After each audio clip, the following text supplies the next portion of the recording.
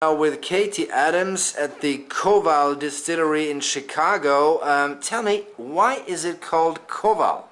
It's actually a really beautiful story of the two families from our founders and their histories interweaving. So Koval, firstly, is a really common Eastern European last name. It's not the last name of the founders. Their last name is Biernecker. But Koval in many languages from Eastern Europe means blacksmith. So it's literally the equivalent of having the last name Smith or Schmidt. And Sonnet and Robert are the founders of Koval, and Robert's family name is Schmidt, and his family taught Robert how to distill.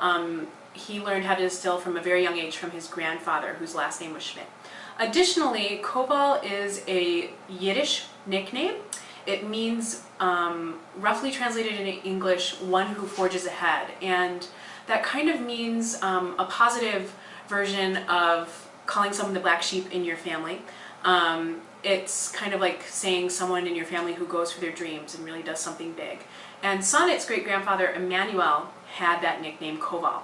He earned that nickname because in the early 1900s he immigrated from Vienna, Austria to Chicago when he was only 17 years old, and that would pave the way for her family to come here. It would end up being incredibly fortunate that he had immigrated here because when World War II came around, he was able to sponsor Sonnet's ancestors to flee Austria, thus sparing them from the Holocaust.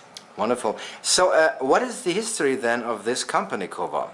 It is a really unique aspect of Chicago history that's relatively recent.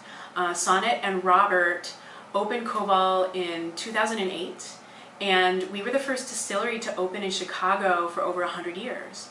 And that's because there were a lot of leftover antiquated laws from the Prohibition era in the United States that discriminated against distilleries in the city of Chicago. So it didn't affect breweries. So that's why for a long time Chicago has had some fantastic craft breweries, but until relatively recently they didn't have any distilleries. So Sonnet and Robert had to actually talk with local legislators in order to change these laws so that the city could be more business friendly for distilleries.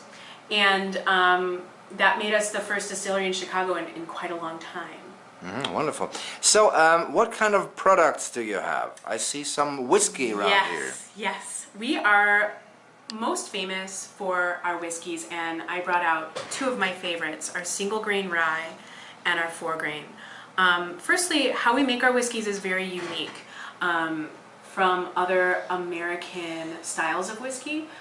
Robert actually learned how to distill with his family, who make award-winning fruit brandy or schnapps, and we apply the schnapps method to making whiskey. What that means is we only use a specific amount of the distillate that comes off of our equipment called the heart cut. And that is the purest, cleanest distillate that's made during the distillation process. And it's really sets us apart from other American whiskey producers because it's quite common for American whiskey to contain a lot of impurities that are present in other aspects of distillate that comes off of the still. We also use only local grains, and everything we make is organic and kosher. Wonderful. So, talking about this whiskey has been distilled a couple of times. Yes. Instead of being distilled, 1 or 2 times, it's distilled 4 times, and that will make a little bit of higher alcohol volume, but also a cleaner spirit. Each time you're distilling a spirit, you burn off impurities. But those impurities don't magically disappear. When you do that, they still come off the still. So you have to really be a true master distiller to be able to determine when the cleanest, purest distillate is coming off of the still. Next to that we have gin. Yes, we make 2 gins. They are some of the most award-winning gins in the United States.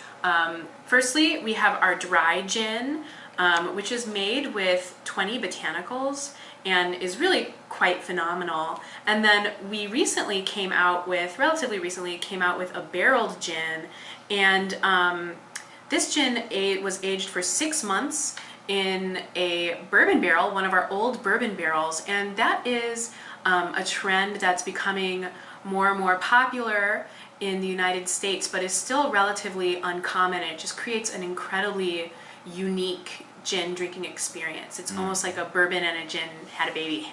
And next to that, you have liqueur. Yes, we make an extensive line of liqueurs. We infuse them with herbs, with flowers, with fruit. And what we'll do is we'll take our unaged white whiskey and we'll infuse it, and then we'll filter that and add water and pure cane sugar. So there's no artificial flavoring, coloring, or sweeteners in any of our liqueurs, which really sets them apart in quality from other liqueurs around the world. And I just pulled for today our jasmine liqueur, which is infused with jasmine tea pearls, and our chrysanthemum and honey liqueur, which this one has been sweetened with wildflower honey from Wisconsin and has been infused with chrysanthemum blossoms.